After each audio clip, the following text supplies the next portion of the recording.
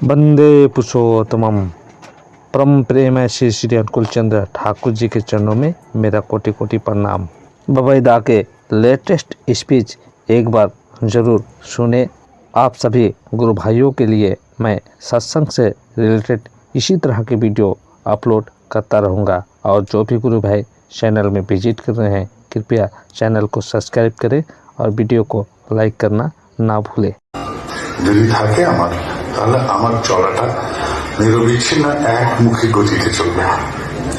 কিন্তু এই যে বললাম, অতীতের ফেলে রাখা কিছু দাগ এবং চিহ্ন রয়ে যায় অন্তরে। সেই অতীতের ফেলে রাখা দাগ এবং চিহ্নগুলো কি করে, কখনো ঠাকুরের বিশ্বাস স্থাপন করে, কখনো ওই প্রবৃত্তি বা ওই দাগগুলোতে বিশ্বাস স্থাপন করে। তখন আমার চলা নিরবিচ্ছিন্ন হয় না, চলাতে বিচ্ছিন্নতা আসে, খণ্ডিত ভাগ আসে। খণ্ডিত ভাগ থাকার জন্য কি হয়, আমার বিশ্বাসের ভূমিতে আমি বুঝি ঠাকুরকেও রাখি, প্রভুকেও রাখি, অতীতের সেই দাগগুলোতেও রাখি। তাহলে আমি দুটো বিশ্বাস স্থাপন করি। ঠাকুরের একটা বাণী পাঠ, সেই বাণীতে যাতা যেরকম মূল কথা আছে, মুক্তা কথা, এই যে যাতা যেরকম হাজার ঘোড়া তো মূলটাকে ছাড়ছে না। ঠাকুর বলছেন এই মূলকে যে ছাড়ে না সে ঠিক মানুষ। হাজার ঘোড়াতেও সে মূলকে ছাড়ছে। আর কি হয়, আরেকটা হয় যে দ্বিচারী মানুষ। এই দ্বিচারী মানুষ হতে বারণ করছেন আমাদের। তারা দ্বিচারী হই কোথায়, আমার অন্তর দিয়ে। তাহলে ঠাকুর এবং অন্তর্রাজ্যের কোন কলুষ কালিমা, এই দুটোই আমার কাছে দাঁড়িয়ে যায়। ঠাকুর বলছেন এক নৈষ্ঠিক হও, কিন্তু আমি তো বহু নৈষ্ঠিক হয়ে যাই। কখনো ঠাকুরের হই, কখনো নিজের প্রবৃত্তির হই, কখনো স্বার্থের হই, কখনো আর কিছুর হই। তাহলে এই খণ্ডিত খণ্ডগুলো আমার ব্যক্তিত্বকে কি করে, খণ্ডিত করে। যাতে মগ্ন থাকবো আমি, তেমনই হবে আমার ব্যক্তিত্ব। তাহলে মগ্নতা বহুধা বিভক্ত হওয়াতে আমার ব্যক্তিত্ব খণ্ডিত। ঠাকুরকে বলছি পরম প্রেমময়, কিন্তু কই আমাকে তো কেউ কিছু বলছে না।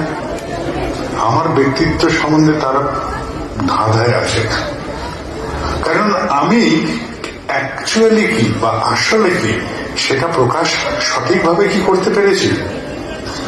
আমার চলার প্রকাশ ঠাকুর যেমন করেছেন সেই অনুপাতিক হয়েছে, না আমার প্রবৃত্তিও এসে আমার প্রকাশ ঘটিয়েছে।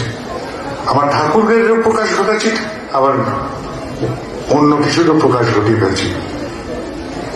দাগ লাগছে কোথায় গিয়ে, আমার অন্য প্রকাশের ক্ষেত্রে বলছে ওই দেখো ঠাকুরের রীতি কেমন করে বলছে, ওই দেখো ঠাকুরের কর্মী কেমন করে চলছে, ওই দেখো ঠাকুরের মানুষ কেমন করে বলছে। দাগ তো ফেলছে ঠাকুরের দিকে তাকে। আমাকে কেউ চিনবে ব্যক্তি হিসেবে? আমরা যারা যারা এখানে উপস্থিত আছি, ঠাকুর বাদ দিলে আমাদের পেছনে দুটো লোক দাঁড়ানোর অধিকার কেউ দেখাবে না, যে এর পেছনে দাঁড়াবো কেন, কি আছে এর মধ্যে। ঠাকুর আছেন বলেই আমার পেছনে দুটো লোক দাঁড়ায়। আমরা মঞ্চে উঠলে দুটো লোক কথা শুনে, আমরা পাশে দাঁড়ালে দাদা এসছেন আপনি আসুন আসুন করে আপ্যায়ন করে। এটা ছাড়া আর কিছু, ঠাকুর ছাড়া এই প্রকাশটা আমরা পেতাম। যারা ব্যক্তিগত জীবনে উৎকর্ষতা লাভ করেছেন, কোনো বিষয় নিয়ে, কোনো কর্ম নিয়ে, কোনো পারঙ্গমতা নিয়ে, দক্ষতা নিয়ে, এই পারঙ্গমতা দক্ষতা সবটাই হচ্ছে তাদের ব্যক্তিগত পরিসরের একটি গল্প। সেখানে আধ্যাত্মিক এই গল্পের কি কোনো। तो वीडियो कैसा लगा गुरु भाई, एक बार कमेंट करके ज़रूर बताइएगा। जय गुरु।